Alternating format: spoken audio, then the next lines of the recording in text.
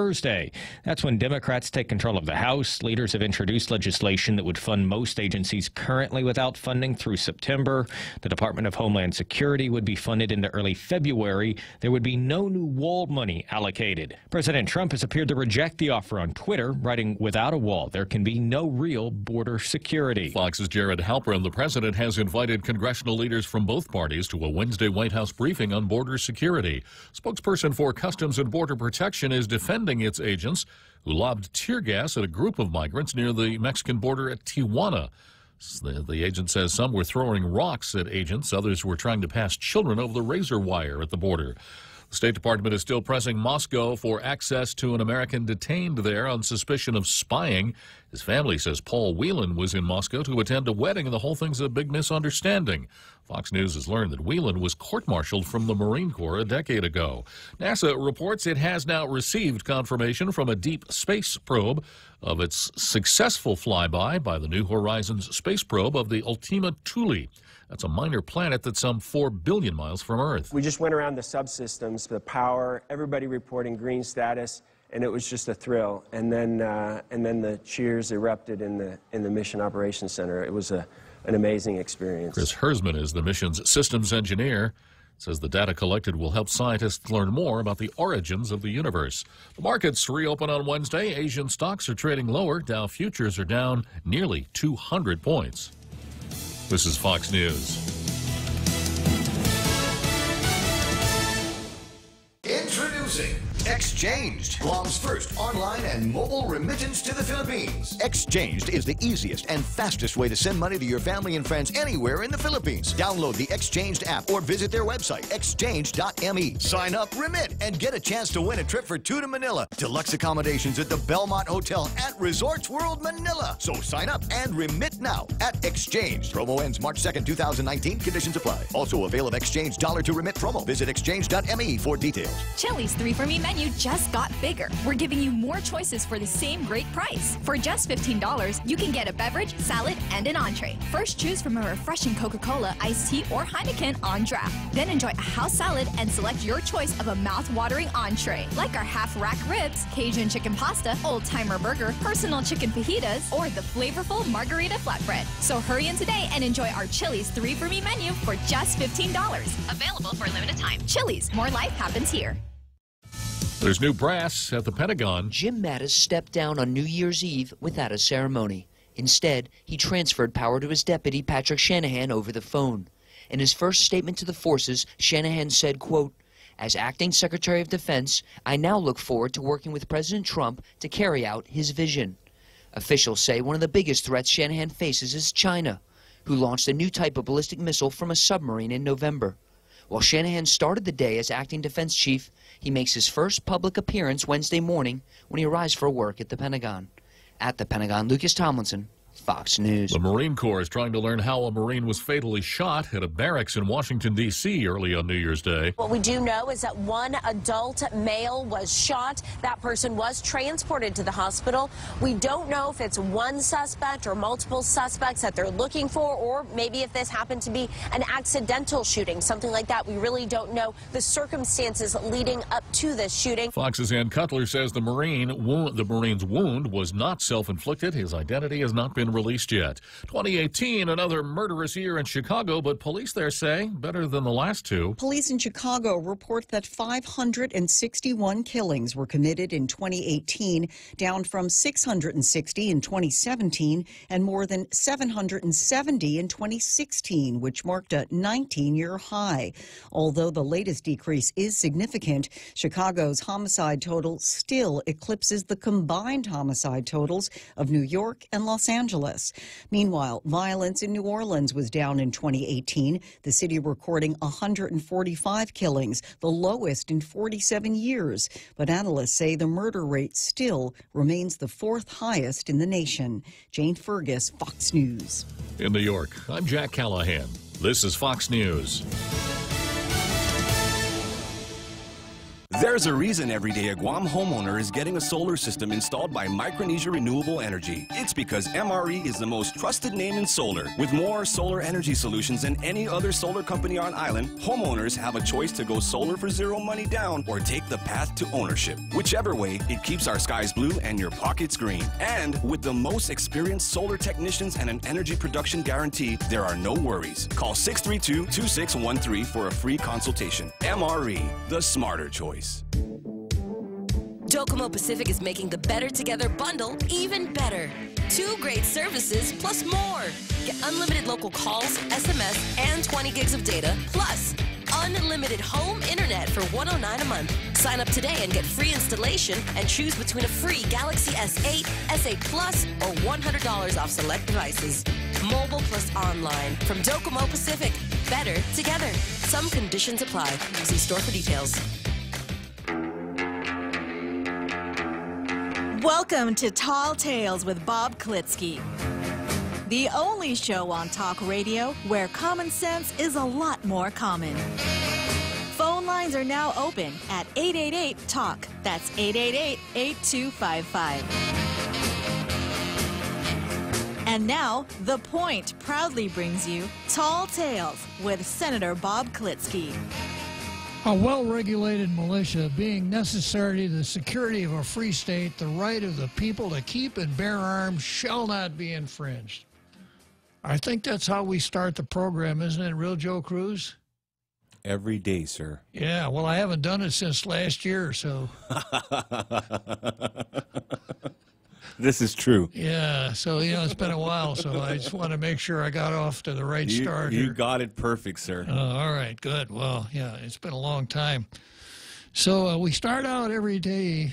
Actually, we start out every year by reading the Second Amendment to the United States Constitution. We've done that 1 year in a row now. And it's probably a habit that we're going to try to continue for several more years, reminding our international radio listening audience that we are constitutional devotees here, that we spend a lot of time reading, thinking about, studying, and talking about the United States Constitution and how it has provided, in my estimation, the greatest country not in the world, but the world has ever seen and probably the world ever will see.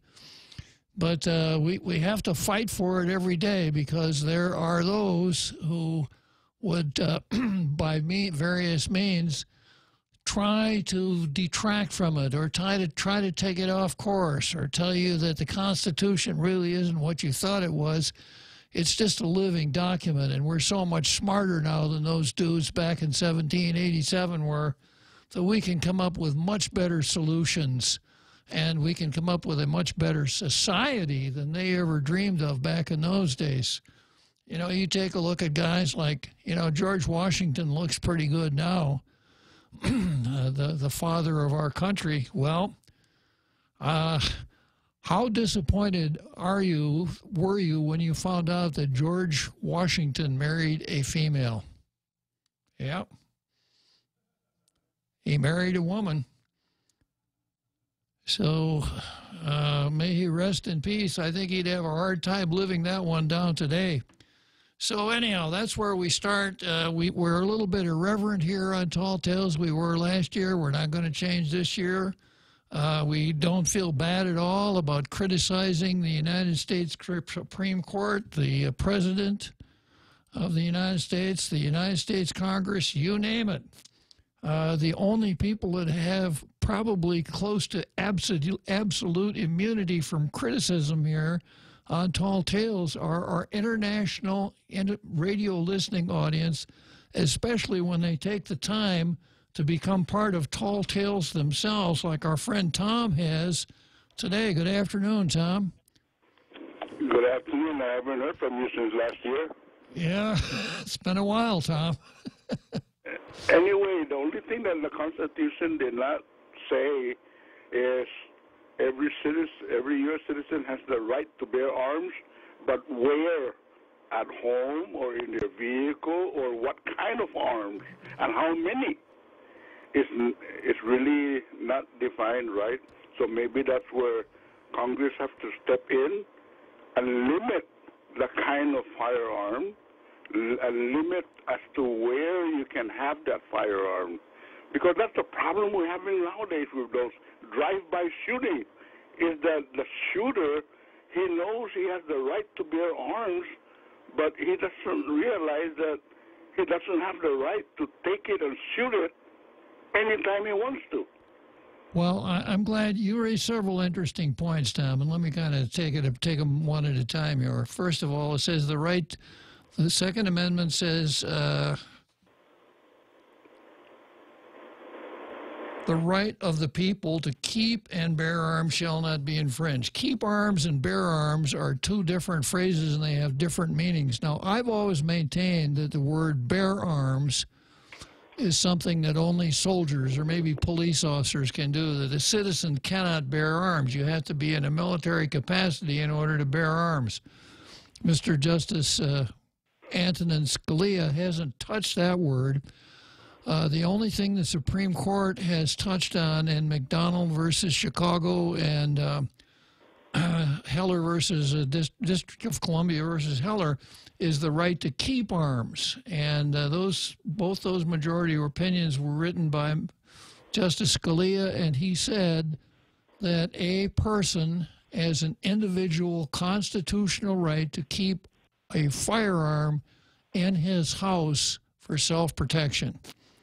He didn't say anything about bearing arms, only about keeping arms. And then one of the reasons I equivocate a little bit in praising him, other than the fact that he read the word militia right out of the Second Amendment, then he goes on to say, however, you can have reasonable restrictions for this and reasonable restrictions for that. He doesn't tell us where he found the basis for those reasonable restrictions. It's more like, I think this is the way it should go, and that's the way his opinion went. But that is exactly what the opinion says, that there can be restrictions on the type of firearm that you can keep in your house, things like age, mental capacity, etc. So it's not a completely unfettered right. And then, of course, Tom, these guys in the drive-by shootings, are not exercising a constitutional right. They're committing crimes, and the Constitution doesn't go very far towards protecting a person in the act of committing a crime. After you've committed the crime, you got certain trial rights, etc. But the Second Amendment should not be read as a license to go out and engage in drive-by shootings. I think that would be a really strained interpretation. And it was just meant for self-defense at home then, right? That's what Scalia says, yeah, the defense of your home, more than just defense of yourself, defense of your home. I think the intent of the authors of the Constitution is when they put in to have an effective militia, every citizen should have the right to keep arms at home and shall not be infringed, because if they don't keep any firearm at home, and if the country has an invasion immediately, if we don't have the firearm at home, how can we defend our country? How can we form as a militia to immediately stand to and defend the country? Well, that's one of the arguments in favor of of Scalia's reading, basically reducing the militia to a musket over the fireplace type deal. And my understanding of the term militia at the time the Constitution was adopted was it was more like a state, quote, army, that it was organized, it did drill, etc. Very possible that most of the militiamen furnished their own arms. So there's something to that theory, but I think it goes beyond that. All right, Bob. It's nice to hear your voice again. Don't take another year for you to come on air again, okay? I won't, Tom. And by the way, the last time we talked, you were somewhat angered by the fact that a United States District Court in Florida said that the police don't have a duty to protect the citizens? Yeah, I just didn't understand it, you know. Well, forcing those students by compulsory education, forcing them to go to school, and then the police department don't have the duty to protect them? Well, if you'll stay tuned, that's an item on the card. Okay. So I'll discuss that in a certain length, okay? All right, Bob. Talk to you later, okay? Thanks for calling, Tom. All right. You're Well, I got my new year off to a good start. You know, got a good call from one of our from a Tall Tales Nation citizen, part of the international radio listening audience for quite some time. So we're off to a good start. So let's see now. Once again, it's been since last year. So I think after I do the Second Amendment routine, then I go to Demi Ekotny, right?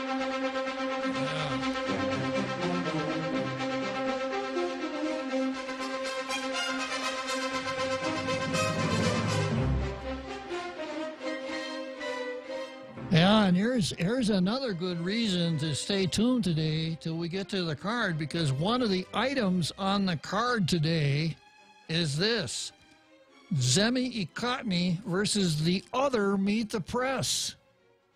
Yeah, first of all, out there in our international radio listening audience, there is another one. That's almost like Bob Klitzkie versus Bob Klitzkie. Well, yeah.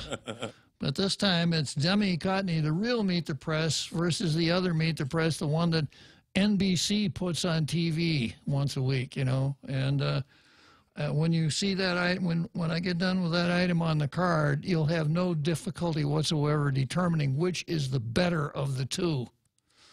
I've also got, I got Bob versus the Flu. I got Lulian Guerrero versus the Tall Tales Political Intel Line, which I've got some fresh information on. I got to wrap up Bob versus Tom Addis Committee on Land. I've got Bratton, the former chief of police of New York City, versus marijuana. And I've got Mazie Hirono versus a very subversive organization that some of your friends and neighbors may have been members of or might even be members of now.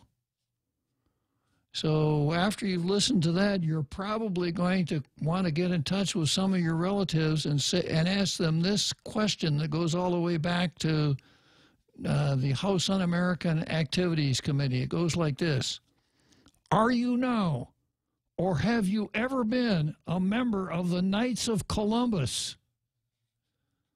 Because Mazie would have you believe that the Knights of Columbus is a really, really bad organization. We all remember Mazie Hirono as she distinguished herself in the Kavanaugh hearings by saying, how could I believe him? I've examined his record on women's reproductive rights and his writing. How could I believe him? Certainly a true light of the Senate. And then, as I mentioned to Tom, I've got United States Supreme Court versus Serve and Protect. And I've got Standard & Poor's versus Gita. That's a pretty interesting one. And then I left off with Socialism versus Freedom, and I'm not done with that. So if we get that far, that's how we'll wrap up the program. But let's start out today with the Pacific Daily News. And once again, you're not going to have to fasten your seatbelts for this one. This one, you won't have to put that, feather bite mouth guard in your mouth that keeps you from bruxing when you hear stuff that angers you. Do you know the word brux? People who, when they sleep, grind their teeth are bruxing. B-R-U-X, brux. I guess I do that then. Yeah, are you a bruxist? I tend to grind my teeth, so now I know what the word means. All right. Just one of the added benefits of listening to Tall Tales, right? Learning all of this esoteric nonsense. But some people, when they become angry, will brux.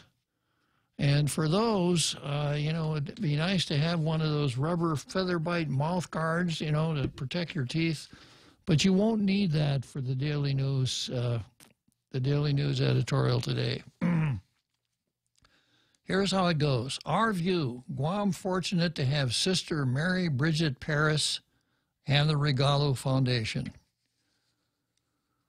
On Monday, Guam's home for foster children in Barragata Heights was dedicated in honor of Sister Mary Bridget Paris, who has dedicated her life to helping the children of Guam.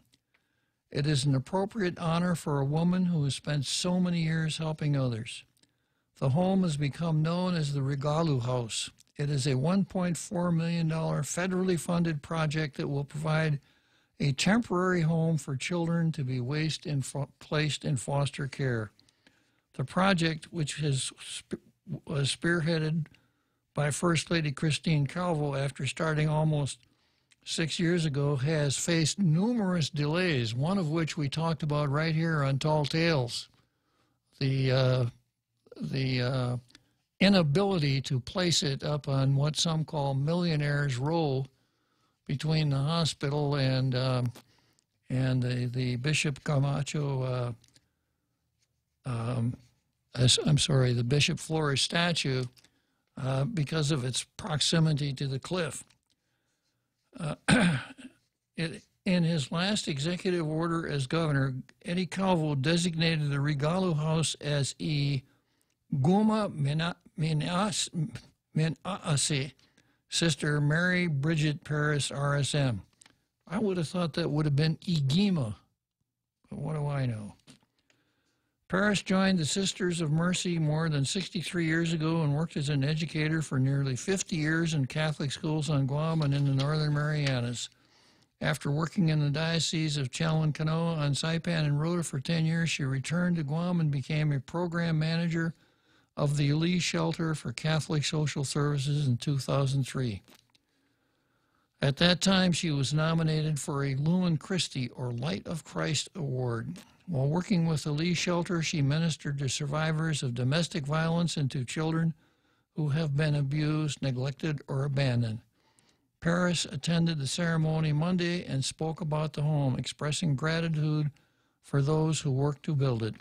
Despite the delays and setbacks, the construction of the home is an accomplishment that will help many children and likely save lives. The island is fortunate to have caring members of the community who give their time, their hearts, and their monies to help others.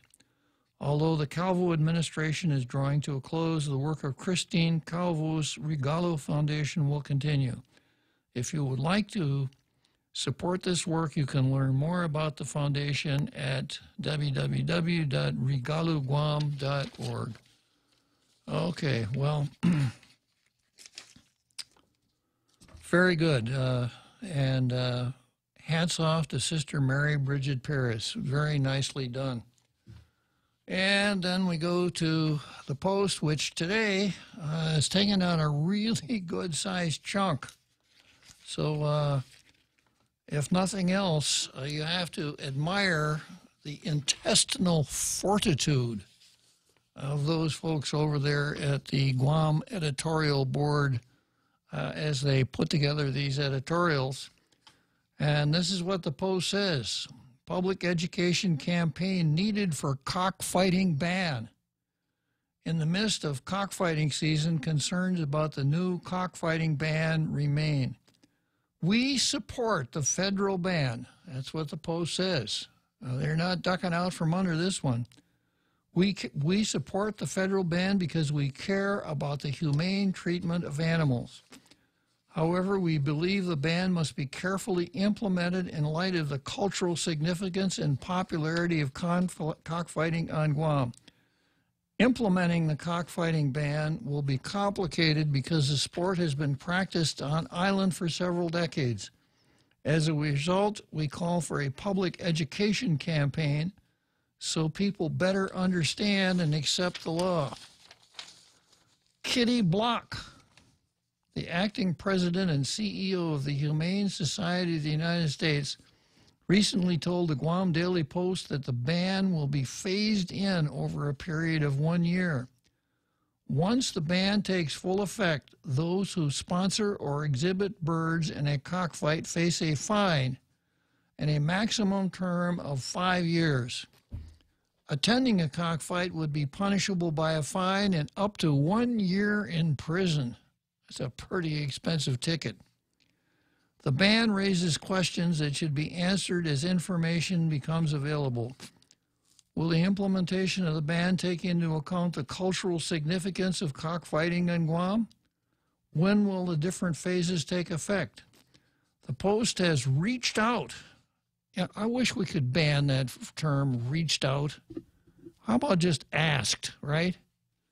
If I ask you, Real Joe, what are you doing tonight? I'm just asking you, right? Yeah, it'd be nice though if you reach out to me. Well, but how about this? If I said, Real Joe, what are you doing tonight? And then if you said, oh, see, I'm sorry, Bob, I ain't got nothing to do with it all. And I said, why don't you come over to my place for dinner? Then I would be reaching out to you. Yes, that makes sense. Yeah, but just asking you a dumb question, which I'm quite capable of, as you're well aware, that ain't reaching out. No, you don't need to reach out for that. No, that's just asking, right? So, let's see. The Post has reached out to the U.S. Attorney's Office because the ban is federal.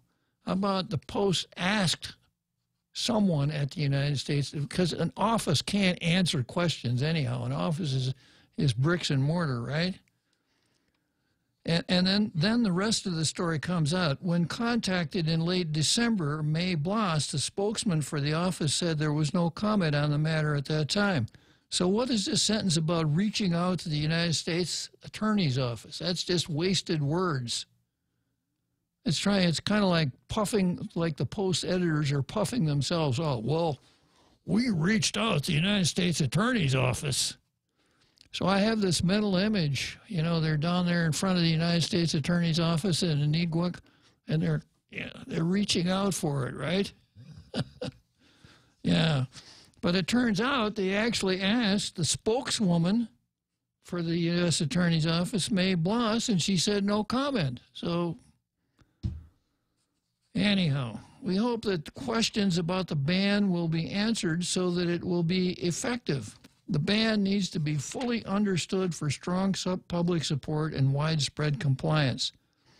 If the ban is not fully understood or widely known, cockfighting is even more likely to go underground, something community members already anticipate. Well, if you listen to Tall Tales, you know that cockfighting already is underground, and it has been underground for the last 10 years because we haven't had a licensed cockpit for the last 10 years. We have not had a cockpit licensing board for 10 years. We've got a cockpit licensing board with one member now, and we have one enforcer who says, well, no, I'm not going to go out and enforce the law about cockfighting. I'll wait till they get licensed.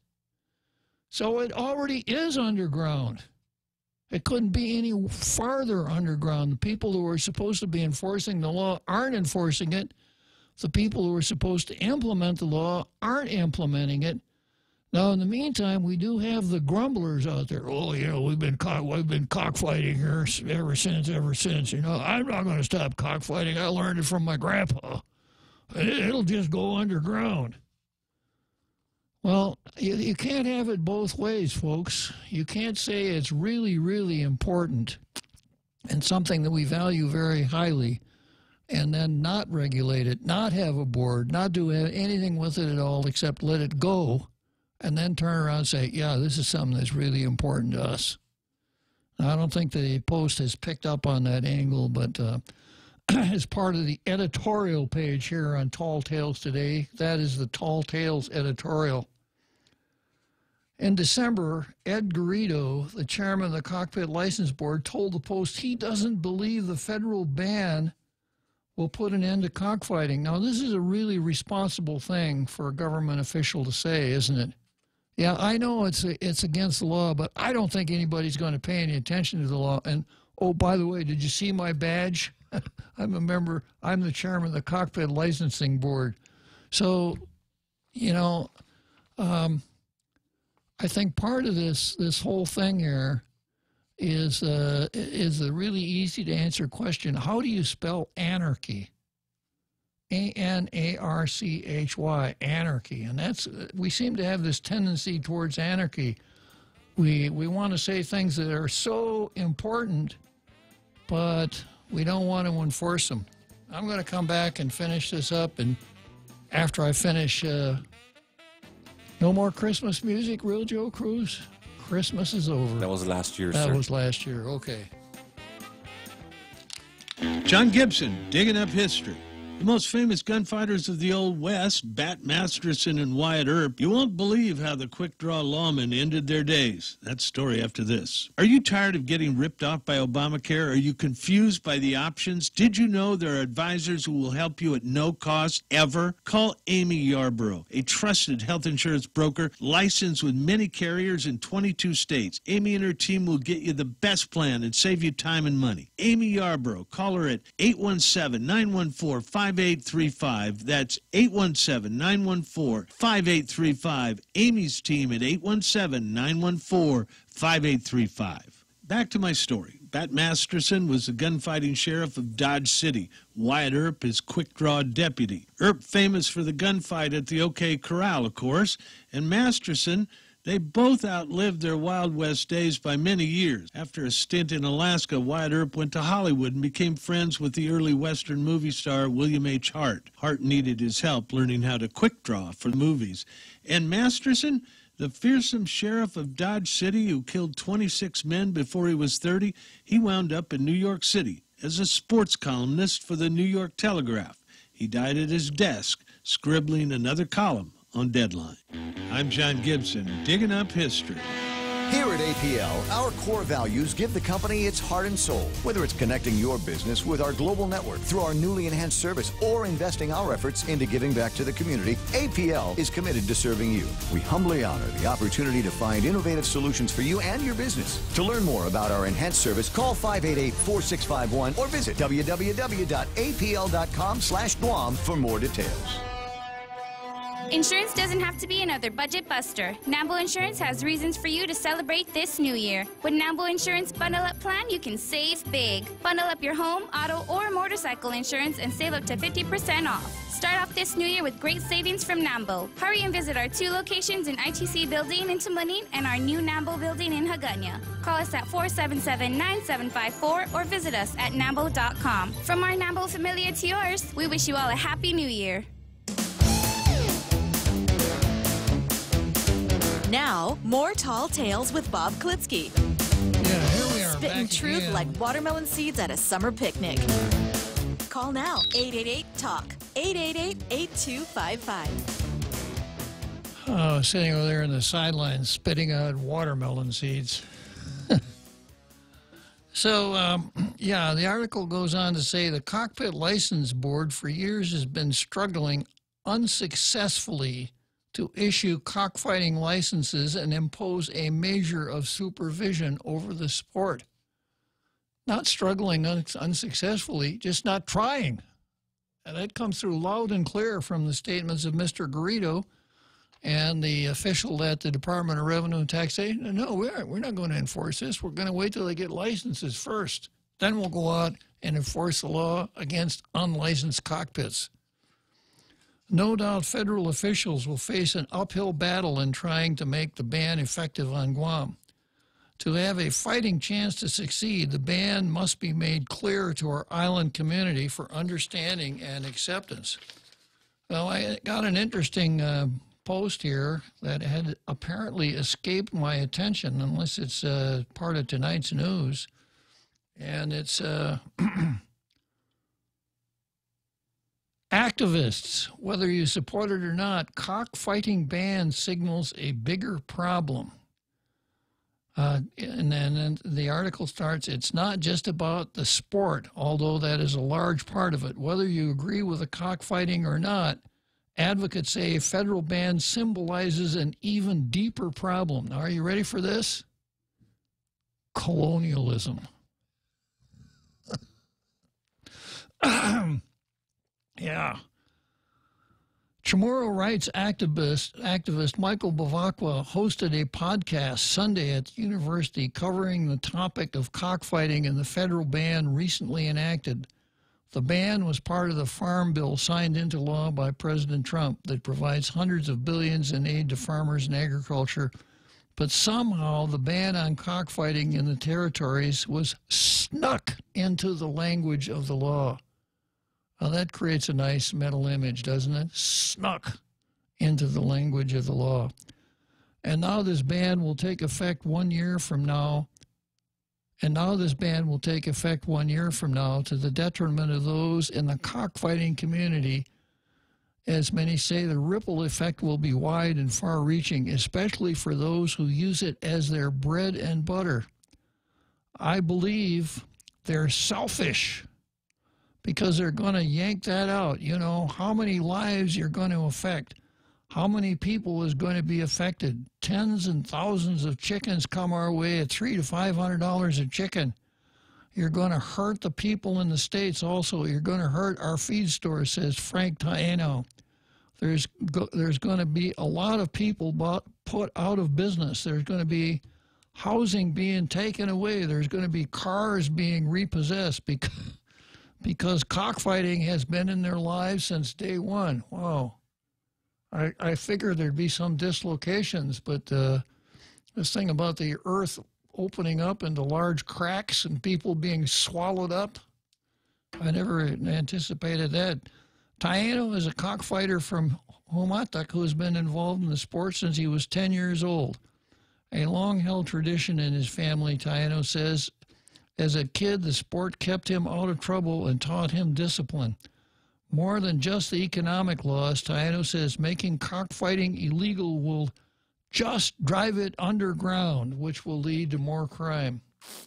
Yeah, that would be a bad... If it went underground, like if we didn't issue any cockpit licenses, and if the folks at RevTax and the enforcement branch didn't enforce the law against unlicensed cockpits, that would really be bad, wouldn't it? The naysayers who cry foul over, to the naysayers who cry foul over animal cruelty, cockfighting backers say the assertion amounts to discrimination. They're saying, you guys fight chickens for pleasure. I'm pretty sure they're running those horses to death for pleasure, argues Taino. I see. So some states, we don't have horse racing here. We have horse racing in some of the states. I don't recall any horse ever being run to death. A racehorse is a valuable asset that, like any other asset, its owner would take care of. You have a pack. You have to pack the horse, and you have to kick it with spikes for them to jump. You got to train them to do that, he adds. We feed them every day. We give them the best they get every day. The only time they really suffer is when they're out there in the pit. But they die. I mean, you know, it's faster than dying with a sharp knife than you choking the neck to cook them. Notes another cockfighter, Edward Chaco, who says the sport has been in his family for generations. Bavacqua, meanwhile, says there's evidence of the sport's pre-colonial existence. Chickens are not native to Guam, but pre-Spanish Chamorros have said to use pigeons for bird fighting. I guess that makes it okay. And now with this ban, Bavacqua says the federal government is once again flexing its muscle against the people of Guam and infringing on our rights. You know, everybody knows you have a right to fight animals, right? What they decide to come in and tell us, what if they decide to come in and tell us something else? What if they decide to come in and basically say you can fish to lots of fishing, you can't fish to lots of fishing anymore, says Bavacqua.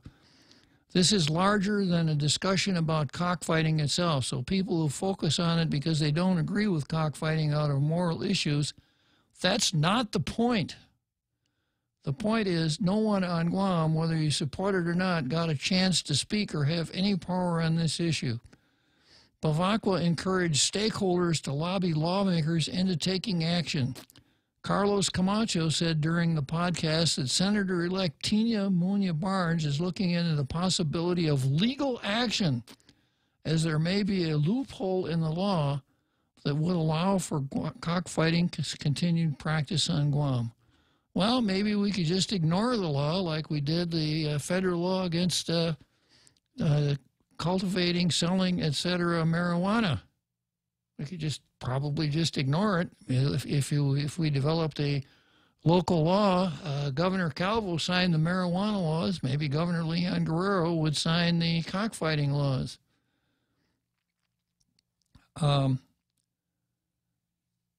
Also, I wanted to point out this idea of colonialism.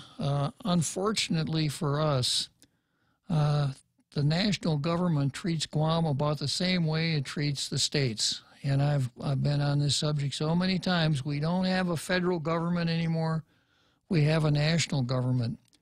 And I would side completely with Bavacqua if he could somehow open his mouth and not have colonialism be the first word out of it. But my approach to government is this. We have 50 subordinate sovereigns that should be responsible for all of the criminal law in their jurisdiction.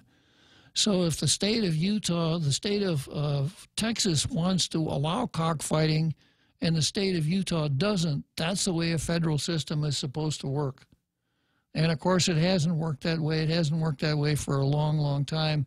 The national government thinks that it has and it exercises the power to make any law for any place at any time about any subject, hanging it on some peg like the Commerce Clause, or if that doesn't work, then the bribe mechanism will give you so much federal aid, but in the process, you've got to promise not to do this or to do that. So I would go along there, and if we practiced federalism in the states, then it wouldn't be that big a jump to say federal government, why not treat us to the extent that you can like a state and not legislate our local affairs for us? We could do that more than well ourselves, probably do it better than you can, so hands off. But it seems that there is a penchant here for dragging the C word into every single argument. And I see it as all part of this post-realism, neo-Marxist, cultural Marxist identity politics effort to educate the people that what we have now is really an unfortunate situation, and what we need to do is we need to go to socialism. And that's the only thing that will really help us. So I don't think Jack is going to want to go to social. Sorry, Jack, I accidentally hung up on you. Can you call back? I pushed the wrong button. Yeah, let's give Jack a second to call back here. I pushed the wrong button.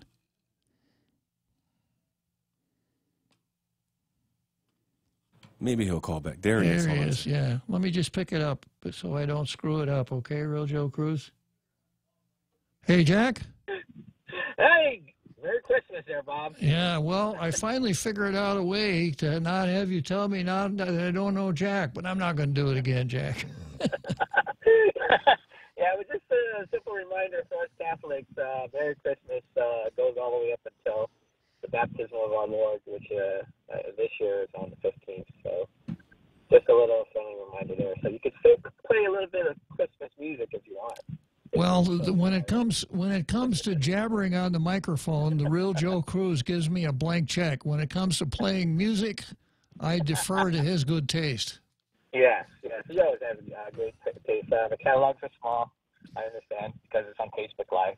But anyways, I just wanted to ring in on this cockfighting issue, and also to revisit the Second Amendment. But real quick on the cockfighting thing, if people, I mean, there's ways around it if you're really against it. I mean, you could ask, can't you just ask to pass? Do we have ordinance here or laws here in Guam about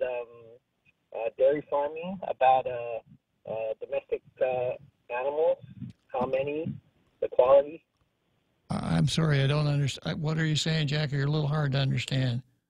Oh, okay. Here in Guam, do we have laws about domestic animals and farm animals? Do we have laws about domestic animals and farm animals? Yes. Well, it's been a while since I... So the reason why I ask is because, like, in some jurisdictions, do you know that religion, it's called Sangria, I believe? Do I remember what? Do you know of a religion called, I think it's called Sangria? Yeah, sangria is a sweet wine. Yeah. I think what you're thinking of, Jack, is Santeria. Yeah, I'm sorry, I'm coming in garbled. Yeah, I've heard of Santeria, yeah. Yeah.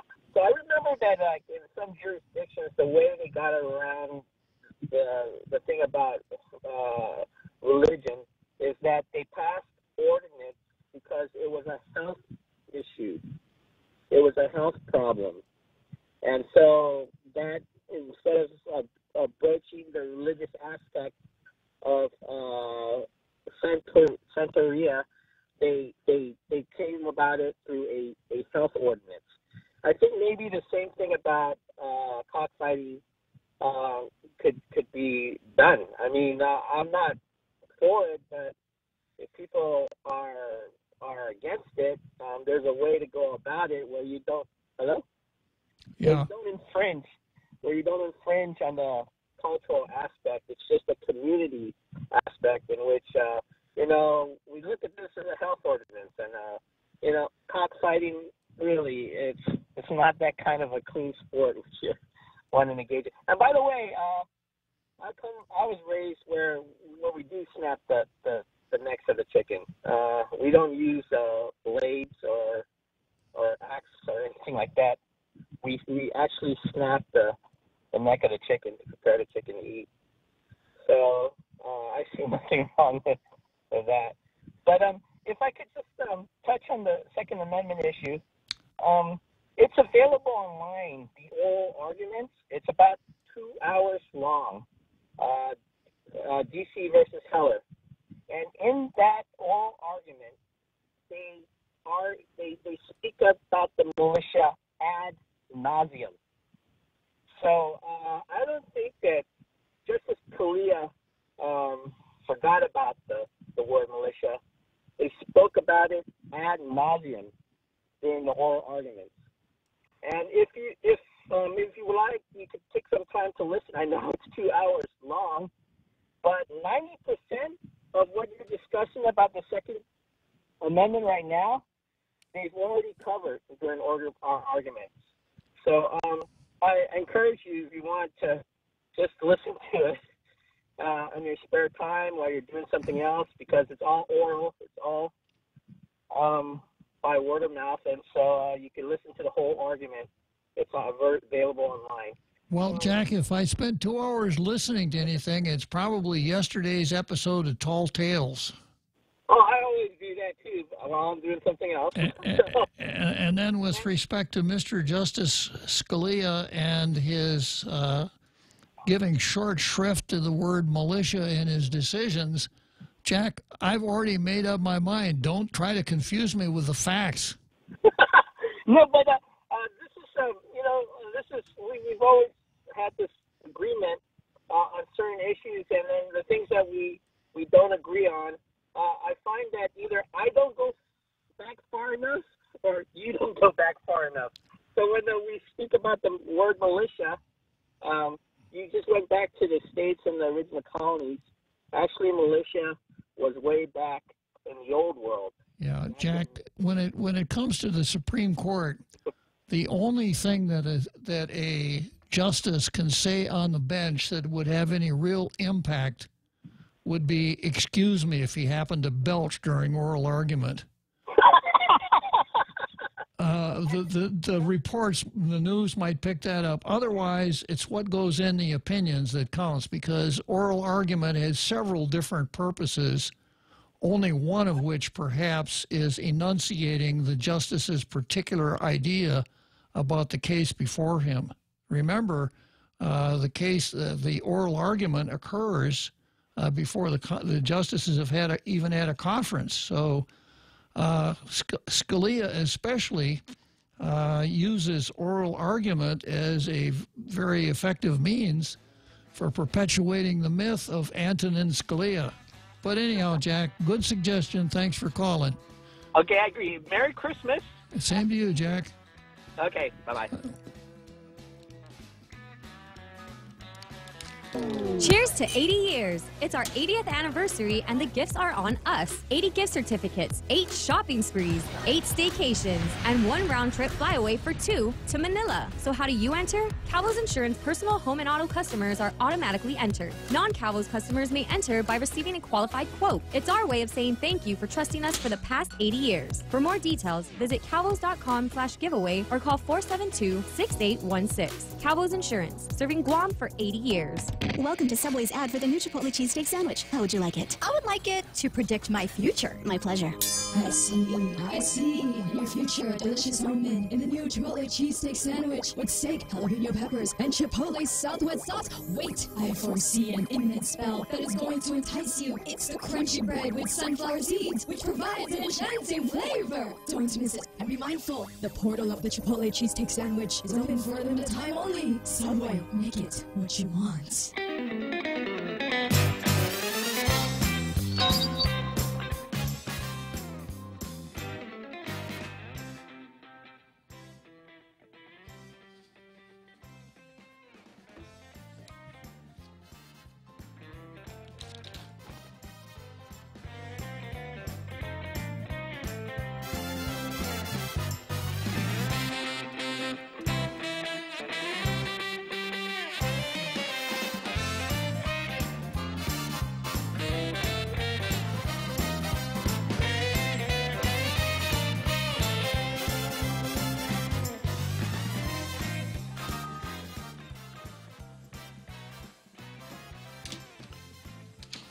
So there we are, back again, Tall Tales. The year is 2019. Yeah. So a handy tip here from the Tall Tales think tank. When a new year rolls around, I usually spend about 15 minutes writing down the new year over and over again, 2019, 2019. This will save me 3 or 4 checks out of my checkbook where I put the wrong date. A penny saved is a penny earned, after all. So I'm just wrapping up this editorial here. The editorial says, the Cockpit License Board for years has been struggling unsuccessfully to issue cockfighting licenses and impose a measure of supervision over the sport. Just not so. You don't even read your own paper here, editorial board. And then the punchline, no doubt federal officials will face an uphill battle in trying to make the ban effective on Guam. To have a fighting chance to succeed, the ban must be made clearer to our island community for understanding and acceptance.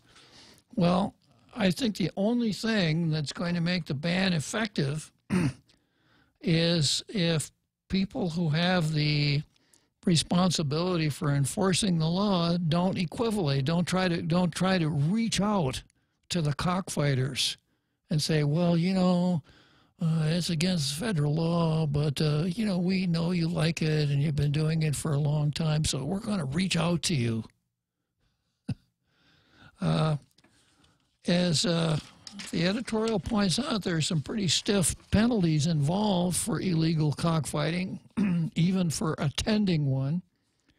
And I've pointed out before that, you know, the question comes, well, who's going to enforce this? Is the federal government going to send out a chicken inspector to enforce this? And my answer is no. You know, how do we enforce federal laws here? Well, we have something called the Federal Bureau of Investigation. We have the Drug Enforcement Administration. We have the Bureau of Alcohol, Tobacco, and Firearms. And God knows what else. And we have a United States Attorney for the districts of Guam and the Northern Marianas. And As an example, ask Efren Atalik. Yeah, he's in Gilita. Down here, it'd be Atalik. Up there, he's Efren Atalik.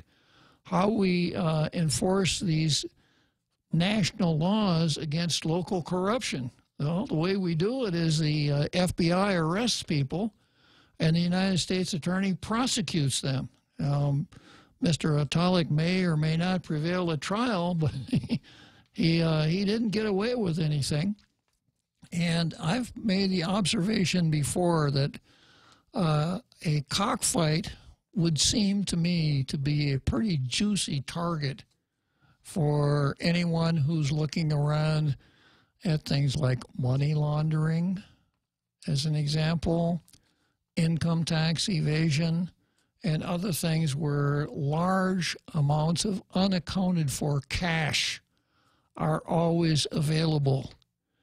So you start out with a violation of a federal law, and let's say you've got some intelligence that tells you, yeah, not only is there an illegal cockfight going on there, but there are sales of illegal products like drugs, and the proceeds of those illegal products, the money, is laundered in the following manner.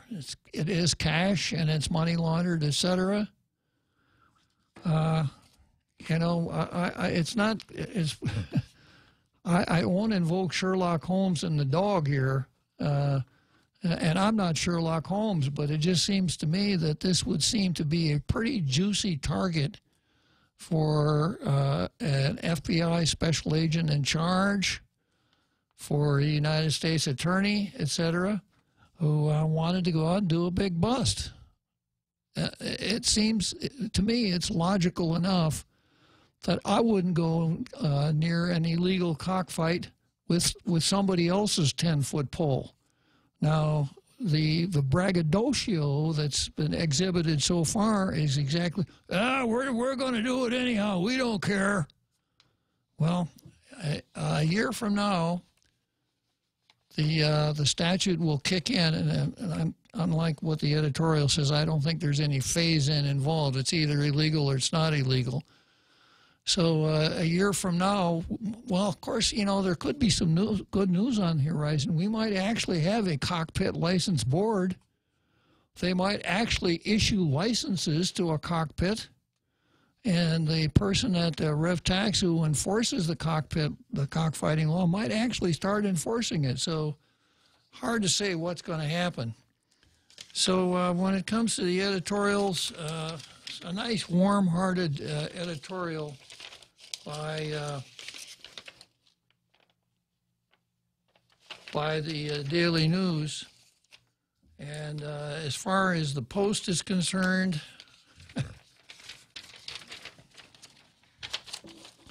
I'm going to make a suggestion to you folks down at the Post. Do a search and replace. Program your search and replace to find reached out every time you use it, and substitute the word asked. So even though there's that bit of silliness in your editorial, because you are taking a very courageous stand here, it would be much easier just to say, well, it's part of the culture, and people have been doing it for a long time, and Michael Bavacqua doesn't like it, and they never asked us, and just kind of walk away from it. The Post took a pretty courageous stand, and for that reason, you're starting the year off right, Guam Daily Post, with a blue star. Talk about ringing in the new year, huh?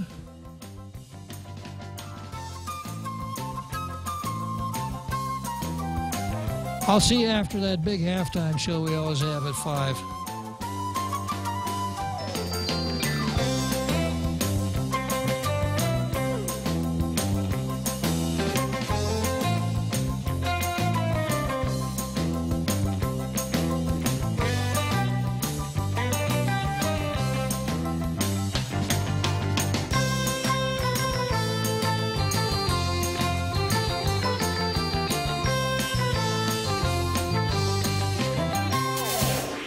point is KUSG, Hagatya, Guam, 93.3 FM and 104.3 HD3.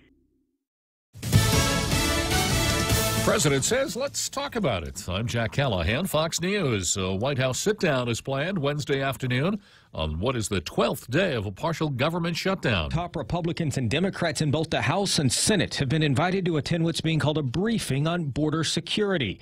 The invitation comes more than a week and a half into a partial government shutdown, sparked over the president's request for border wall funding, a request Democrats are rejecting. Fox's Jared Halpern, White House Press Secretary Sarah Sanders has issued a statement saying President Trump has made a serious, good faith offer to the Democrats to open the government, address the crisis at our border, and protect all Americans.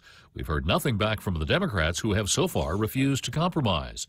There's been a minor earthquake in North Korea, not far from that country's nuclear test facility.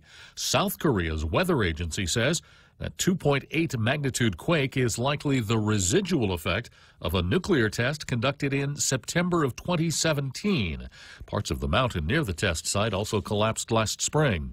A weather oddity in the United States: no violent tornadoes touched down in populated areas of the country in all of 2018. In a typical year, we would have something on the order of a half dozen EF4 or greater tornadoes somewhere in the United States.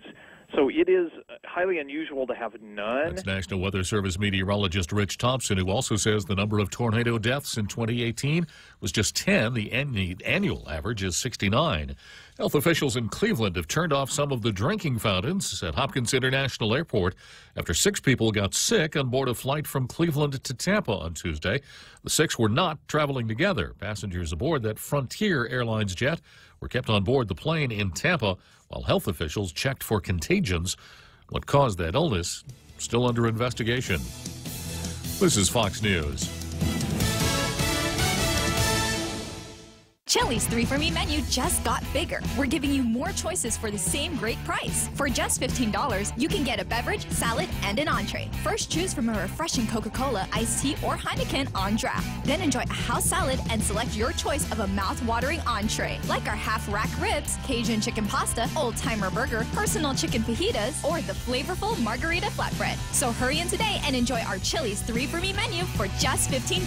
Available for a limited time. Chili's, more life happens here. Docomo Pacific is making the Better Together bundle even better. 2 great services plus more. Get unlimited local calls, SMS, and 20 gigs of data, plus unlimited home internet for $109 a month. Sign up today and get free installation and choose between a free Galaxy S8, S8 Plus, or $100 off select devices. Mobile plus online from Docomo Pacific. Better together. Some conditions apply. See store for details. Tuesday's far-flung space mission confirmed to be a success. NASA has started the new year with a flyby of a small celestial object 4 billion miles away from Earth. Shortly after ringing in the new year, planetary scientist Alan Stern says flight controllers in Laurel, Maryland, received data from the New Horizons spacecraft indicating a safe passage around Ultima Thule, a tiny icy rock 1 billion miles from Pluto. The United States spacecraft New Horizons conducted the farthest exploration in the history of humankind. Officials say it will take nearly 2 years for the spacecraft to send back all of its observations. Rich Dennison, Fox News. The Coast Guard says 16 crew members who abandoned a burning car carrier in the Pacific Ocean about 1,800 miles northwest of Hawaii have been recovered. 3 other crew members were spotted in the water but were unresponsive. 2 others are still missing. Tugboats have been dispatched to corral that ship, which is now adrift. What caused the fire on board isn't known yet. A 2-year-old girl is recovering from a fall into the rhinoceros exhibit at the Brevard Zoo in Melbourne, Florida. The extent of the girl's injuries aren't known yet, but her mother is also being treated for an arm injury. It's not clear how the girl fell between the bars of that exhibit.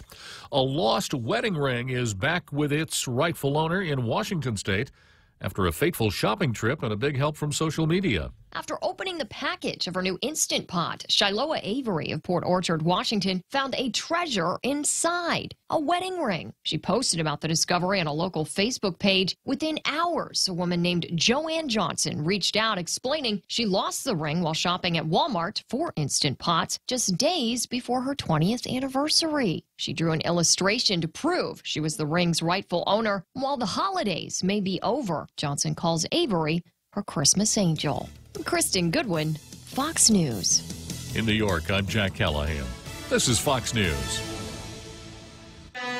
Here at APL, our core values give the company its heart and soul. Whether it's connecting your business with our global network through our newly enhanced service or investing our efforts into giving back to the community, APL is committed to serving you. We humbly honor the opportunity to find innovative solutions for you and your business. To learn more about our enhanced service, call 588-4651 or visit www.apl.com/Guam for more details.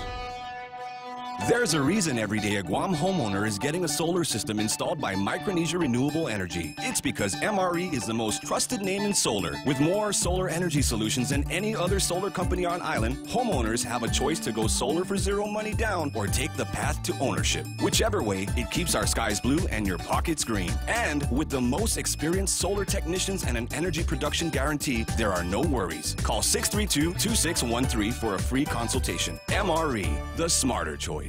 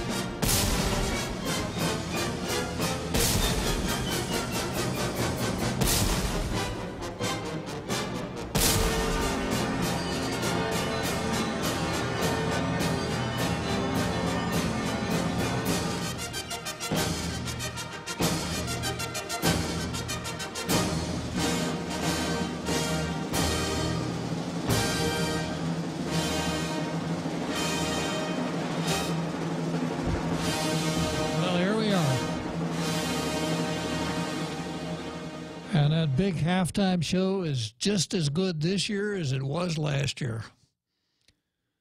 I suppose we could look towards improvement, but, you know, Real Joe Cruz, it's really hard to improve on a rose.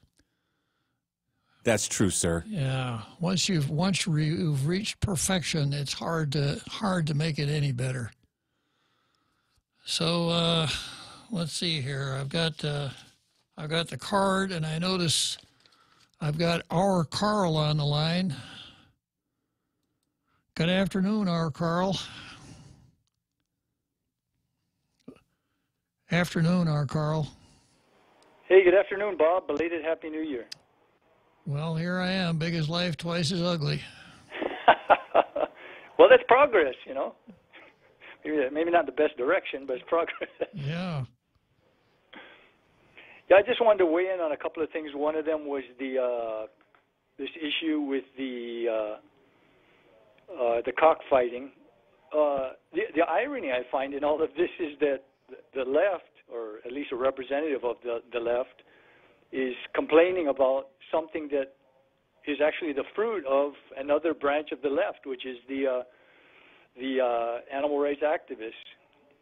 I mean, they're really fully committed. I mean, some of the most radical animal rights activists are breaking into labs and freeing lab animals. And I saw an article somewhere around Thanksgiving of animal rights activists blocking people from buying turkeys in a supermarket. I mean, they're fully committed. And as you pointed out, you know, the signers, the writers and the signers of the Constitution, I don't think they had any intention of the federal government dictating to states or territories how we should treat roosters. They're not for consumption. You know, Article 1, Section 8 lists the appropriate powers of the federal government, and the 10th Amendment says anything else should go to the states and the people. So this, to me, is a corruption of something that was not intended by the writers or the signers of the Constitution. It was brought about by the left. Exactly, yeah. So I just find it ironic that a figurehead on the left is complaining about something that is a fruit of another group on the left. Well, actually, something brought about by the signers. This was not the signers' intention at all. Actually, the animal rights folks are way over on the far left, like PETA. I can never remember what it stands for. Ethical treatment of animals, right? Yeah, People for the Ethical Treatment of Animals. PETA, yes, exactly. They really get carried away, and they would have you believe that amongst mammals, there's no real difference, that a dog and a human being are about the same thing. Of course, they have a sinister, very leftist motion in their approach, and that is that this thing about humans having a soul, nah, don't believe it. You know, that we are all just part of the earth, and to be manipulated in such a manner as to give service to the earth as we live in our socialist paradise. Yeah, I think there's part of the extreme left that believes that mankind is basically like a virus, like a cancer on the face of the earth. The animals are the pure ones, and if we weren't here, it would be paradise, you know. But you know, then the other irony for the left, Carl, is that it's the Congress that has done this to us, whereas a good conservative would say, Congress got no business passing local laws like what you do with your roosters. But the left has always been for a powerful Congress and a powerful Supreme Court. So there's an old saying that's applicable here. The Bavakaites are sort of hoist with their own petard. Yeah, it's just you know, they're complaining about something that was brought about by people from another branch of exactly the same leftist way of looking at things. You know, it's just expansive government, overreaching government. Exactly. I think they're all for that. The second thing I wanted to weigh in on, Bob, I called late last week, and I was, you know, kind of rushed because, you know, you were up against the top of the hour. I think you were closing the show.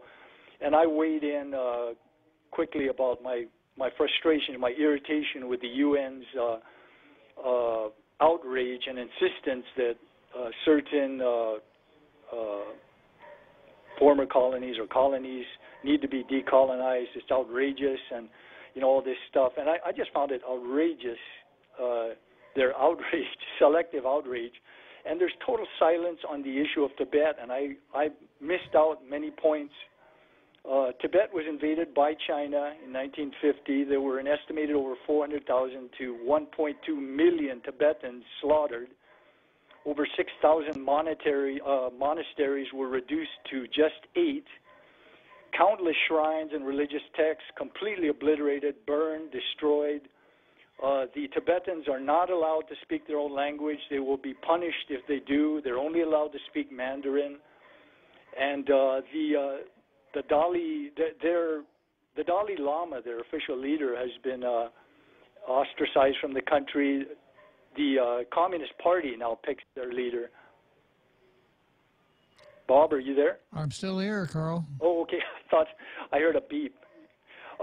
Anyway, yeah, I just wanted to weigh in on a few more facts about Tibet. You know, before the UN, you know, gets all upset with certain places in which there are no massive demonstrations, no one is being killed, you know, they really need to talk about decolonizing Tibet. To be fair, you know, because that's about one of the worst examples of true colonization in the 20th century, and just total silence on that mass slaughter. As many as 1.2 innocent Tibetans killed, and the Chinese were actually brought in to colonize and to occupy Tibet. And so they are a huge example of colonization. And they're doing that. I've been there a couple of times, and the last time we talked about this, I mentioned if you have a chance to go to Tibet, go now, because In 20 more years, it's just going to be one more part of China because Chinese merchants are moving in, Chinese architecture, and they're rapidly Sinoizing the entire country.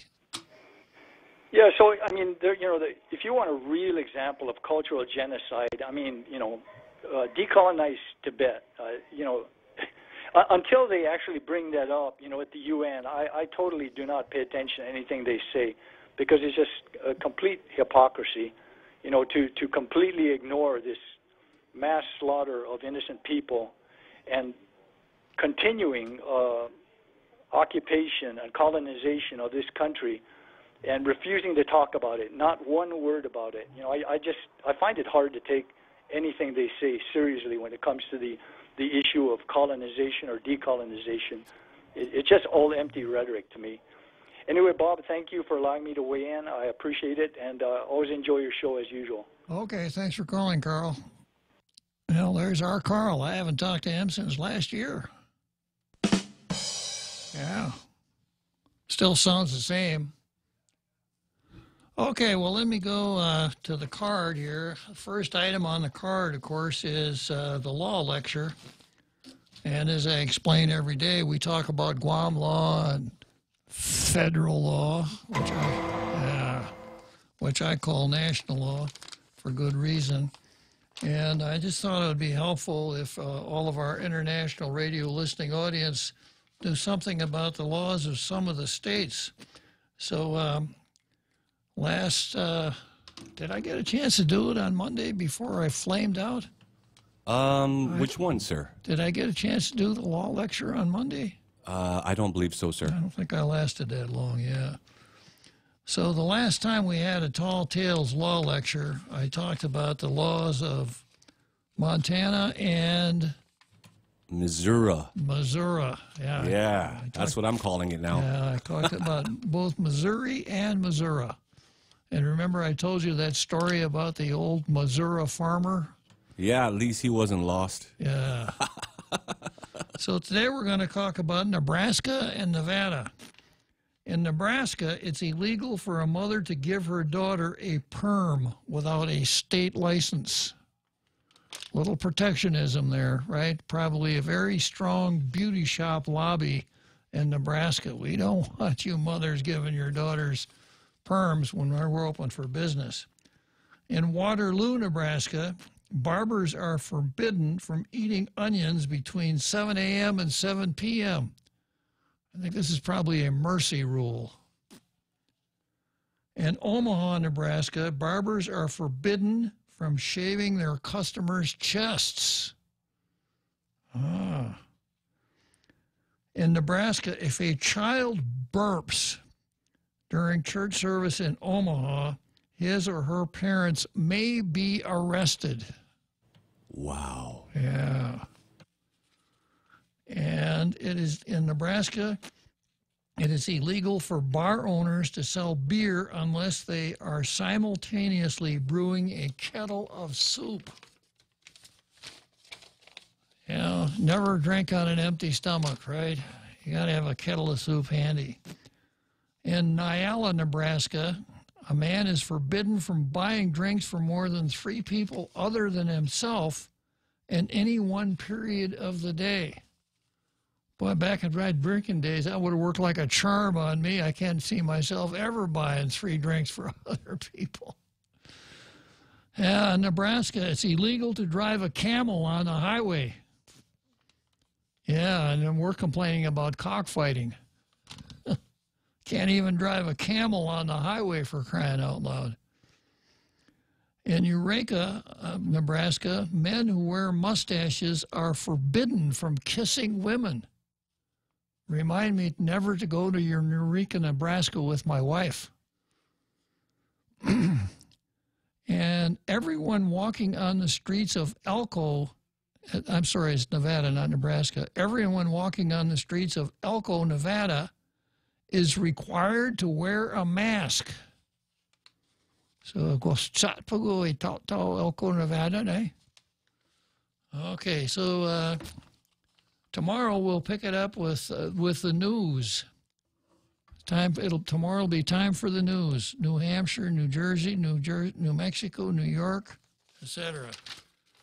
So that's our law lecture for today. And then I turn to the card. And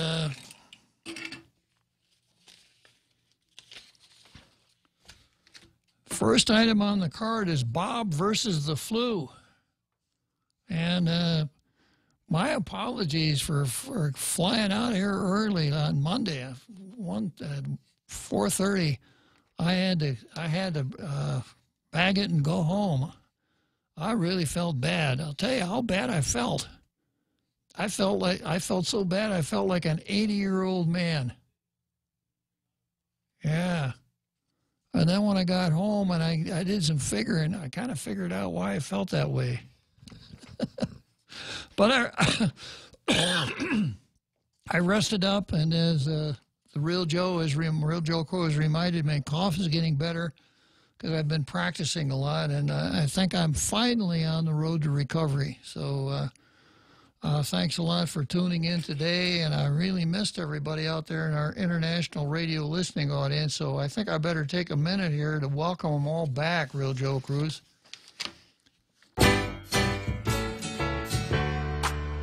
Welcome back. So, Juanita Machi and Margaret Stocchio, thank you for your good wishes, your kind wishes. And then we have a gentleman here, a Patrick Iriarte, also known as the Nostradamus of the Marianas. So there's really no need for me to complete my comment, since Patrick is the Nostradamus of the Marianas. He already knows what I'm going to say. So, yeah, I did have a chance to read it, Patrick, but, you know, when it comes to conspiracy theories, I have my tinfoil hat kind of secured away. So next time I read the standards for the program, you might want to take notes. But glad to see you on the Facebook here, Patrick. Tom Van Engen, Happy New Year to you. Ishmael Velez, good to see you here. Patrick again. Brad Hewitt is locked and loaded, and glad to see you too, Pat and Brad. And Patrick Iriarte says, other than the second coming of Jesus Christ, would this be the next greatest event in all human history, or the crowning moment in mankind's history and existence if the event took place? You know, Patrick sometimes is cryptic in his comments. So once again, I probably don't need to read his comments because he knows what I'm going to say, being Nostradamus and all. And Linda Gabriel, thank you for your kind words. Jose Martinez says, whether you support cockfighting or not, then he provides that link to the Pacific News Standard story that I read. And then he says, BS will always smell like BS. So we'll compliment Jose Martinez on his olfactory acuity today. And then on cockfighting, let's see, Brad Hewitt says states have to comply with the cockfighting ban. You don't hear them crying about colonialism, just something else the anti-American group wants to remain somewhat relevant in the media. Jose Martinez says, oh, please. I'm sorry, back to Brad again. Pigeon fighting? Wow, that's a new one. And then Jose Martinez, with respect to the note in that PNC story that Tina Rose Marnes may try to look for a Guam legislative resolution to what some see as the cockfighting problem. Jose says, oh, please, please, I hope the new legislature takes up the cause. It will be wonderful. Tedo says, Happy New Year. We got Lynn and Vince Bora Paulino. And Joseph Legal, good afternoon, Bob. So that's our gang for this afternoon. Glad you guys tuned in. I just shudder to think of what happened. Somebody who tuned in for our big halftime show at 5 o'clock on Monday and there was no halftime show. I can just imagine all of the disappointed folks out there in our international radio listening audience. And by the way, folks, if you wanted to participate here on Tall Tales out there in our international radio listening audience, the country code for the United States of America is 1. The area code for the territory of Guam is 671. Our phone number is 888-8255, 888-TALK, 888-8255. And, of course, we're always looking for your comments here on our Facebook Live. And a lot of times the comments spur very interesting parts of Tall Tales. So that was the first item on the card. The second item on the card is Lou Leon Guerrero versus the Tall Tales political intel line. And there were some announcements on Monday, December 31 that pretty much tracked the Tall Tales political intel line.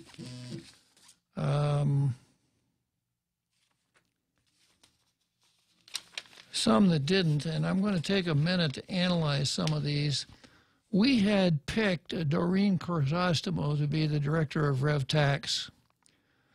Lou picked Daphne Shimizu, the director, and unfortunately they call it the director of the Department of Revenue and Taxation. It's the director of Revenue and Taxation. The same verboseness that struck the post today, I guess. And there's some background here. She began her professional career at Ernst & Young as a staff accountant, rising to senior accountant. She's been the financial controller for the Guam Board of Accountancy. She is a U.S. licensed CPA who earned both her bachelor's and master's degree at the University of Guam. So one of the comments that I can make on this is that I think 5 of the new administration came from the natural choice, as Robert Underwood would have us remember. The natural choice, the University of Guam. Michelle Santos is the deputy director of RevTax. She began her career at RevTax as a management analyst, then as a tax auditor. Was appointed deputy director under Ricky in 1983. She's held various positions in the private sector, director of the retirement fund. She has served on various boards, etc. My recollection is a pretty competent public servant. She didn't go to the University of Guam. She went to the University of Portland, but I don't think we'll hold that against her. And then the third appointment here, we're going to get burned again. Yeah.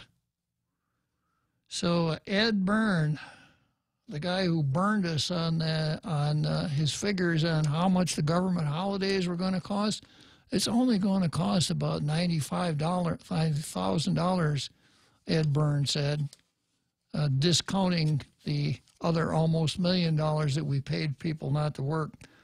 But Ed Byrne's got a pretty impressive record here. Mr. Byrne graduated from the University of Bristol in the UK with an honors degree in Latin and Greek. Wow. No wonder when I listen to his testimony at the legislature and someone says, "What did he just say?" The only answer I can come up with is, it's all Greek to me. So what conclusion do we draw from the fact that the Leon Guerrero administration will keep Ed Byrne, the director of Revenue and Taxation during the end of the Calvo administration, on as director of administration? I can only speculate. One speculation is, well, maybe they had a frank but fair discussion, and the Leon Guerrero administration is saying, that guy knows where all the bodies are buried. He knows where all of the secrets have been kept. I need to keep him on board to unscramble some of the stuff that got scrambled. So we'll come back and get burned a little bit more after the seventh inning stretch. Insurance doesn't have to be another budget buster. Nambo Insurance has reasons for you to celebrate this new year. With Nambo Insurance Bundle Up Plan, you can save big. Bundle up your home, auto, or motorcycle insurance and save up to 50% off. Start off this new year with great savings from Nambo. Hurry and visit our 2 locations in ITC Building in Tumanin and our new Nambo Building in Hagåtña. Call us at 477-9754 or visit us at nambo.com. From our Nambo familia to yours, we wish you all a happy new year. The Extra Point with Jerry Roberts of Guam Training every morning on The Ray Gibson Show. How do you handle days off? Are you loaded up with chores, trying to catch up, leaving you more or less exhausted, just in time to start a new week? I'm Jerry Roberts, and at 7:20 a.m. on The Ray Gibson Show, we'll look at ideas to lighten that load and make that off time more enjoyable. You can find daily transcripts of The Extra Point by Jerry Roberts at guamtraining.com. Tune in every weekday morning at 7:20 for The Extra Point with Jerry Roberts on The Ray Gibson Show on 93.3 The Point.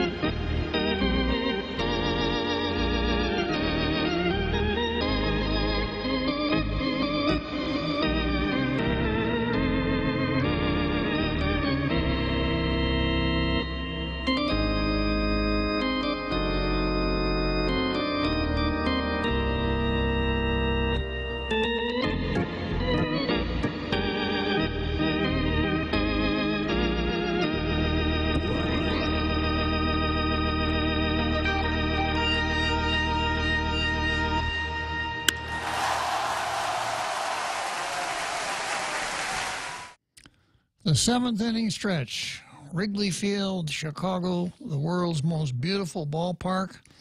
And now we're back to Tall Tales. Just 2 more innings to go here.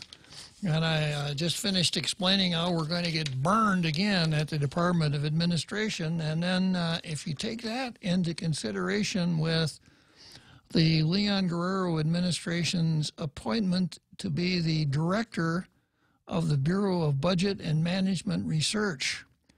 And that is none other than Lester Carlson. Yeah, and Lester has been in government for quite some time.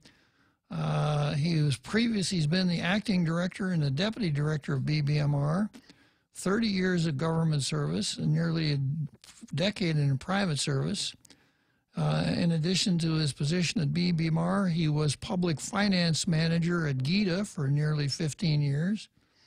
In the private sector, he was a retail manager for Gas Express Guam, which was bought out by Mobil. And Lester earned his BBA in finance and economics at the University of Guam. Nice. The natural choice, yeah. So what conclusions do we draw from the fact that Leon Guerrero campaigned on what I would call a fiscal responsibility platform? She wants to collect all the taxes. She wants to carefully manage the government's money, etc. And she has kept 2 of the 3 major players from the last administration on her team. The director of BBMR, the director of administration. So the way government finance works, just a short course here, legislature appropriates money, passes a bill, governor signs it, etc., and in various degrees of detail. When it comes time to spend the money, the Bureau of Budget and Management Research has a cash management function. And although an agency may have a $20 million budget for a fiscal year, that doesn't mean they get the whole $20 million on the first day of the year. BBMR makes an allocation, and this is a reasonably scientific undertaking. You know, you need a little bit more at the beginning of a fiscal year than you do in the middle. So BBMR goes through and figures out, well, how much of that $20 million does that department need during the first, I think they do it pretty much on a monthly basis during the first month of this fiscal year. At the same time, BBMR keeps track of how much cash the government has, and they're not going to provide an allocation of an appropriation that exceeds the amount of cash available across the government. So BBMR, the Bureau of Budget and Management and Research, then allocates that money to the department and sends a note to the Director of Administration, telling the Director of Administration, you may release this much money to this department or that department or whatever. Now, the Treasurer of Guam, which has almost become a non-entity, is part of the Department of Administration, and the Director of Administration also keeps track of how much cash the government has. And for the Director of Administration, it's more than just a theoretical, well, there was this deposit and that withdrawal and this deposit. The Director of Administration has to make sure that when the Treasurer uses the check signing machine to run that whole Government of Guam payroll, that there's actually enough money in the bank. Guess which bank? Try Bank of Guam. Oh. That there's actually enough money in the bank to redeem all of those checks. So, and if there isn't, then the Director of Administration sometimes would do the Kathy Kakigi kerfuffle and move money around from one special account to another special account so that there is actually enough money in that bank account to honor those checks. So it's easy to see how important those two positions are. And then the third leg of the three-legged stool is Director of Revenue and Taxation, because it's only one person, but we're going to call him or her, since we now have a female. We will have a female Director of Administration of Rev Tax, but it wouldn't be right to refer to her as she, would it? Probably not. Better to be safe and say they, right? Yeah. So they have the responsibility of collecting all the tax that's owed and depositing those collections in the government's bank account, which is under the control of the Director of Administration. That's why if you're lucky enough to get a tax refund, it doesn't come from the Department of Administration. From the Department of Rev and Tax. It comes from the Department of Administration. So what inferences do we draw then that two of the big three are holdovers from the last administration? I've given you one. Those two guys may know exactly what happened and what needs to be fixed. That's one possibility. The second possibility is that the incoming administration observed them from afar and said, well, politics is politics, but they did a really good job, the best we could expect. Third possibility is couldn't find anybody else who would take the jobs. Too hard. Fourth possibility, real Joe Cruz. Well, I have a question. Yeah. Do all directors and deputy directors have to go through a confirmation hearing? Only directors. Only directors. Yeah. But if it's a holdover from the last, does he have to go through another confirmation hearing? Burn will not get burned in another confirmation hearing. Okay, I just wanted to understand that. Yeah. Thank you. But since Lester was not confirmed as the acting director of BBMR, he'll have to go through that process. And that may very well be another reason that it's hard to find people to take these positions. Nobody wants to go through that kangaroo court of a confirmation process. And why are they calling Roy Respicio general manager of the port? Well, I'll get to that. Director? Okay, I'll get to that. Yeah, Don't get ahead of my story here, real Joe Cruz. Okay, so that's a couple of possibilities there. Another possibility is this: they may be recognized as being very talented in their field, and as I mentioned so many times, there are only 160,000 of us here, and it's 3,800 miles to the next American flag jurisdiction. It's not like putting an ad in, say, the Chicago Tribune wanted director for Budget and Management Bureau of Budget and Management Research, and seeing 40 applications flow in, all of them from graduates of Harvard, Yale, and the University of Guam, and other top-notch schools. So I think sometimes we have unreasonable expectations that we can find all of the talent that we need here in a relatively small town. It's hard to find all the talent that we need, but then we're never even content with that. We've got to have two sets of them. We've got to have a Democrat set and a Republican set. So it may very well be that the incoming administration says, these guys are good at their work, Democrat, schmemocrat. We're going to give them the job, and we think they're going to perform well. I hope that's what it is. But I've been disappointed before, but I hope that's what it is. Then we got Melanie Mendiola. Apparently, the Leon Guerrero administration didn't want to go along with the Tall Tales political intel line pick of Anita Enriquez. So that's kind of understandable, too. Anita Enriquez has got a really good job at the University of Guam, which she'll probably be able to keep as long as she wants it. Being the director of GITA, you know, there's no guarantees there. Maybe you could keep it for 4 years, possibly 8, and maybe for 6 months. It's happened before. I remember one director of corrections, 4 days, and he was out of the job. It happens.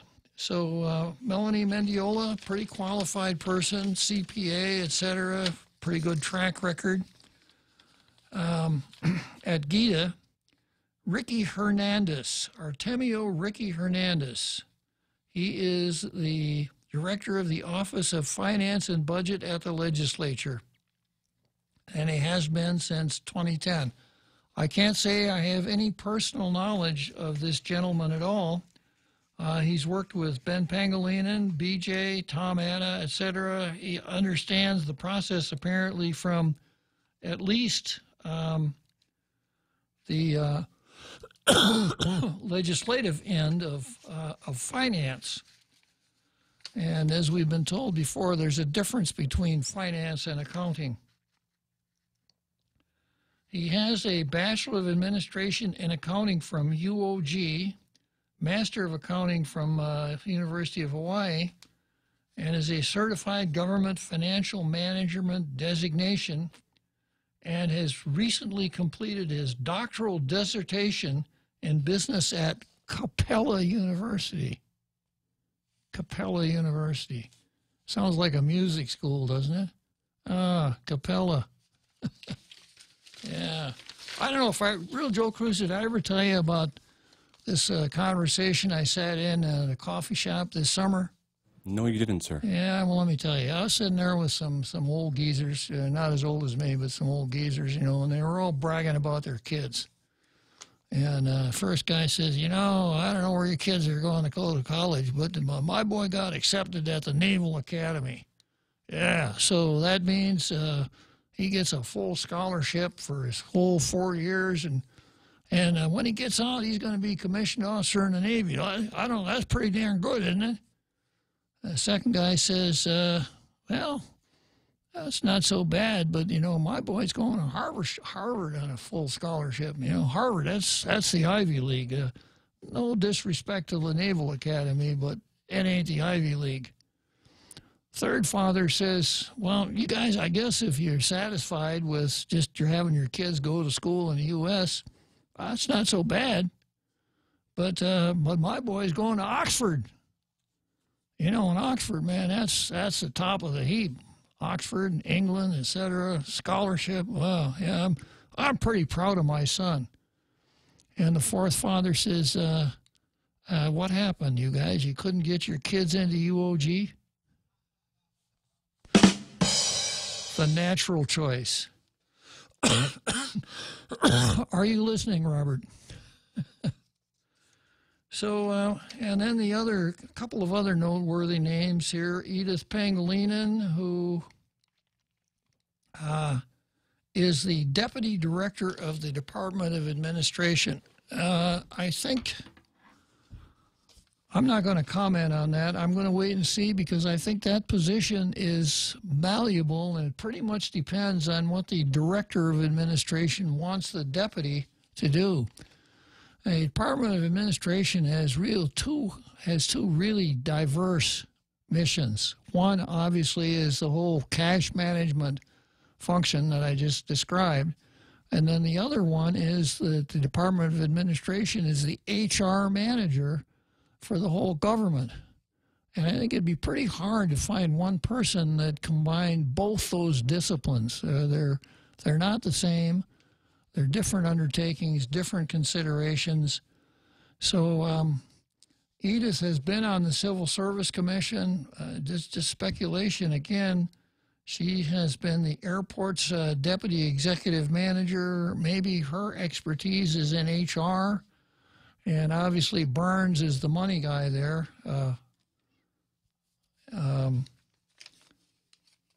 So perhaps that will be Edith's mission at the Department of Administration.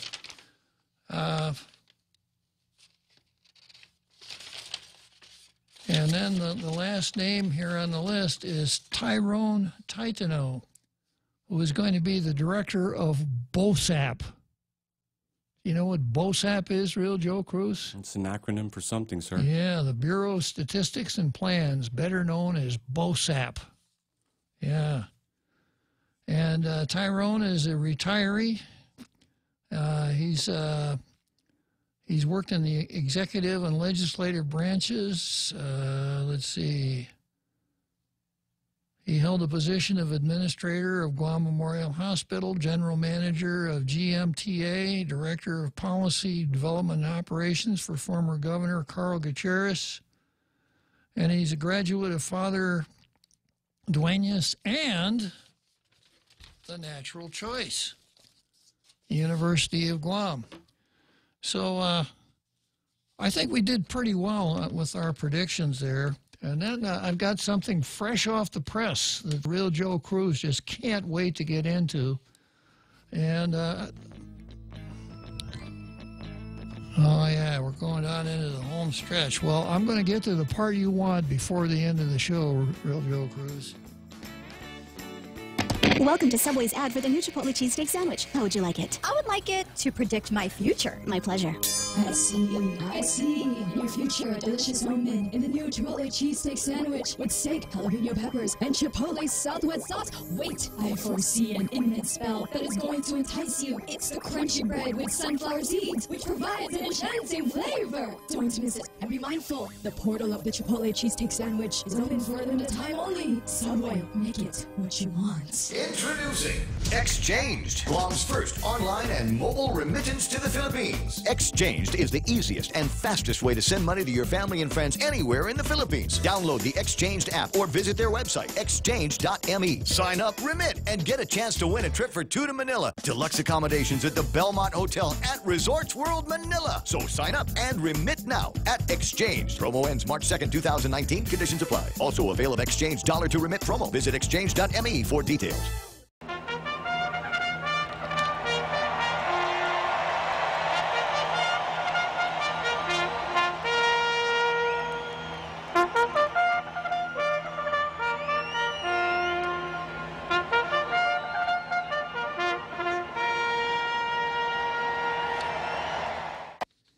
Well, here we are, heading down that home stretch here in Tall Tales. Just about 10 more minutes till I turn into a pumpkin or a coughing machine or something like that.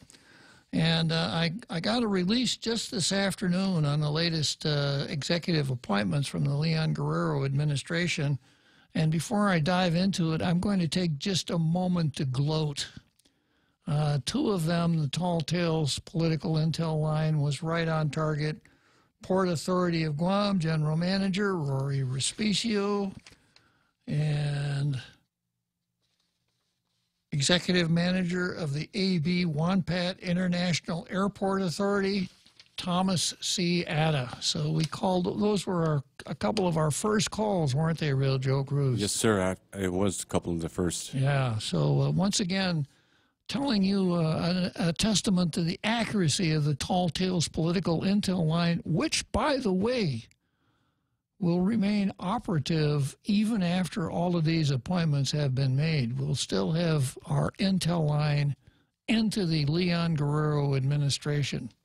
So you're going to want to make sure you stay tuned for that. So the Port Authority of Guam, former Senator Rory J. Respicio will be the general manager for the Port Authority of Guam.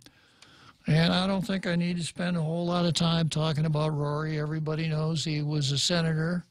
He was the majority leader. He was a director of youth affairs at one time and was apparently a key cog in the Leon Guerrero campaign, at least judging from appearances. And now he will be in charge of the port. And it's too bad that I'm not set up as well as Ray is with his what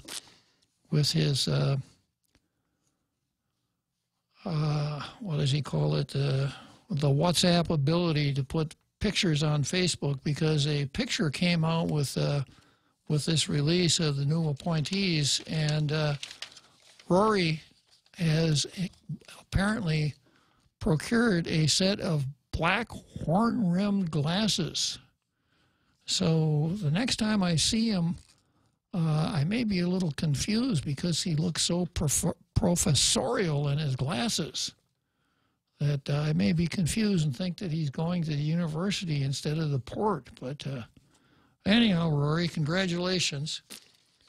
So Rory at the port, Tom Atta at the airport, and of course, I don't think that should be any surprise for anyone who's been watching. Tom Atta was the co-chairman of Leon Guerrero's campaign, and at least in my sense, was an advocate for the things that Lou wanted or didn't want in the 34th Guam legislature. And doesn't surprise me that he winds up as the director, as the executive manager of the airport. Now, I would make a clarification here, and that is that I suppose some of the more cynical members of the Tall Tale Nations are going to say, yeah, it's just more of the old spoil system, to the victors, go the spoils, and that sort of thing. But maybe, maybe not, and if so, I might even have a so what, because when you take on a position where you have to employ people that you trust in a couple different senses of the word. One, you trust that they're not going to betray you. Second, you trust that they'll use their best efforts to do a good job at the position that you've appointed them to. And third, that you trust that they're not going to do something that would embarrass them or you. Perhaps a really good audition for those kinds of positions is working in a campaign. Ordinarily, people who work in campaigns are volunteers. They don't get paid. It can be a pretty good testing ground because there can be a lot of pressure and stress. You get a chance to see how someone operates under pressure. Campaigning, if done right, requires a pretty high level of skill. Maybe not the same kind of skill that it takes to run an airport or a commercial port.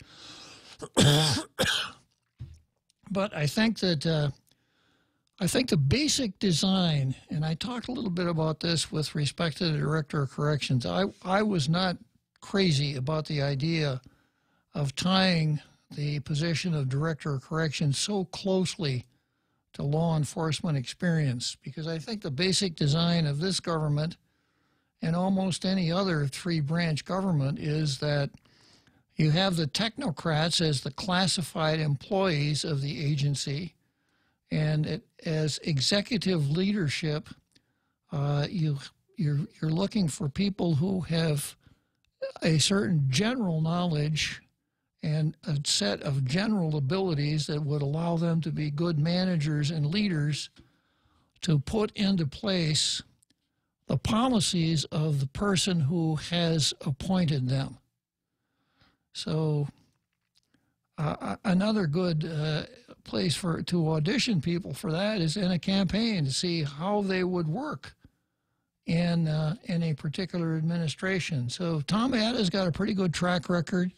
He's been at GPA, he's been at GWA, he's an Army officer. I think I can't be too critical of him. I'm not going to be too critical of Rory. Let's give the guy a chance. And let's see what we've got for some of these other appointments here. Dominic Munya, Deputy Director Manager of Operations for the Port.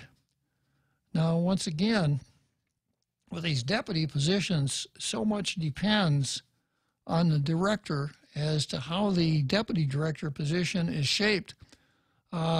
In my own particular case, for whatever it's worth, I think the best way for a director and a deputy director to operate is the way a military commander and his executive officer work.